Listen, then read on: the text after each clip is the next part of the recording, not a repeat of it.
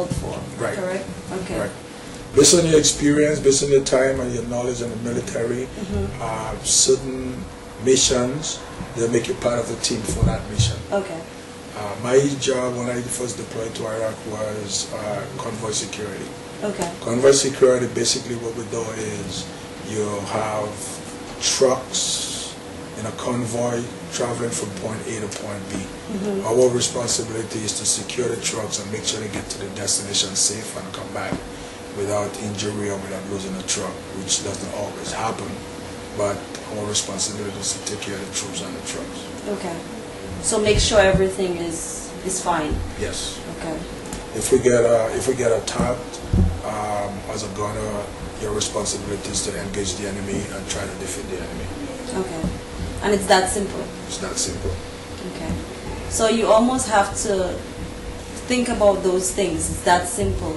20 times a day in your head and just kind of complete the mission and just have that dedication to completing the mission and no matter what. Yes. During the military, when we do missions, everything is mission first. Okay. This means that if your teammate dies, you cry for him, you feel sorrow, and you continue the mission. Wow. That almost changes you though, as a... It changes you physically and mentally. It makes you angry, it makes you strong, it makes you weak. But in the end, you just have to regroup and you have to continue the mission. It's almost you have to do that in a split second, it sounds like. You don't have too much time to, you know, cry. You just have to keep on moving and keep on completing that mission. Yes. So that was Iraq, and then anything else? Well, you go through a whole process. It's not just leaving the United States and going to Iraq. You know, you have training that you have to go into for a period of time, and you get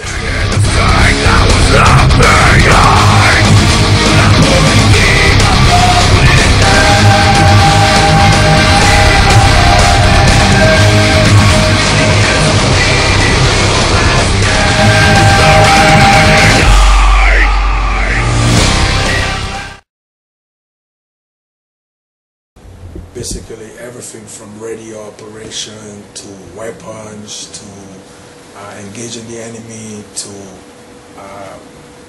prisoners of war if you capture the prisoners.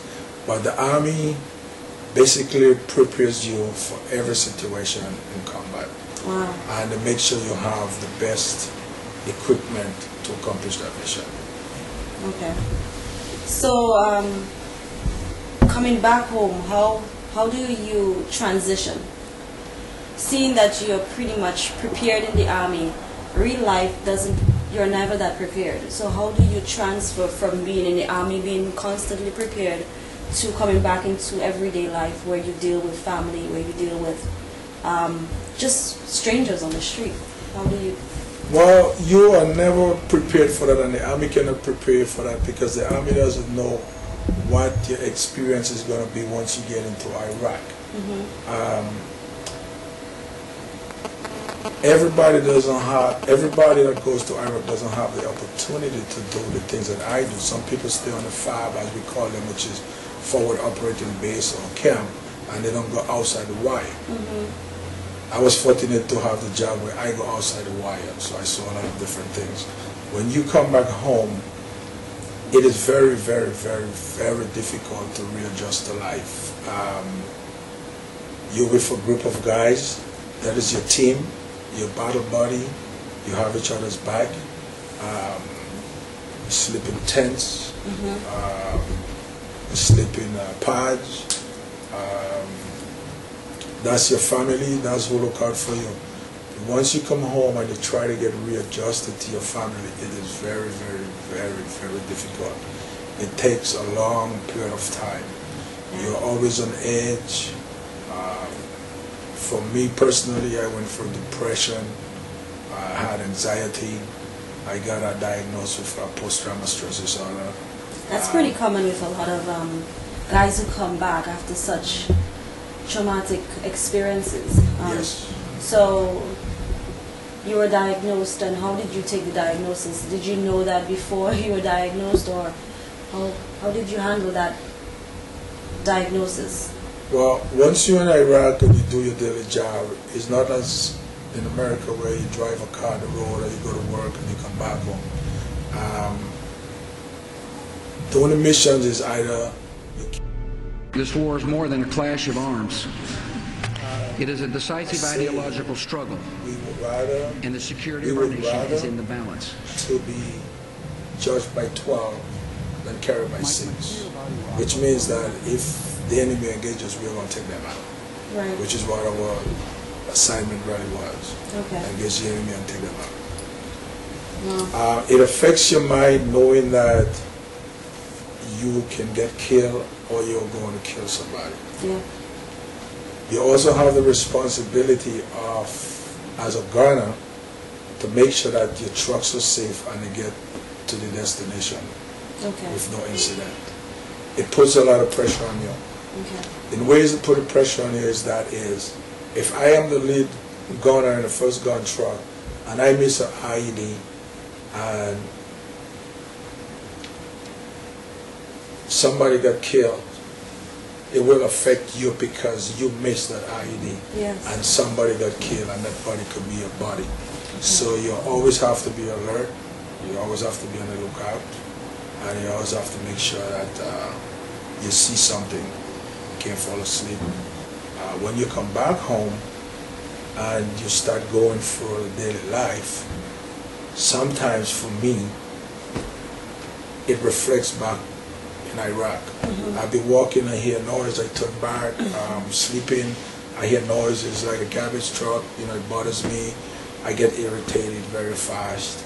I had to be taking medication, lots of medication to calm your nerves, to calm you down, going to the VA, seeing different doctors, it's a whole process. But at least the resources are there for you in that situation. Once you get diagnosed with post-trauma, you have the resources of the VA. Would you say that? Well, you have the resources, yes, but the medication doesn't wipe the memories off your mind.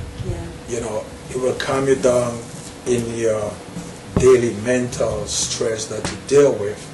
But it doesn't erase the memories of what you see or what happened in Iraq. Yeah. So that is something that becomes a part of you and you have to live with it for the rest of your life.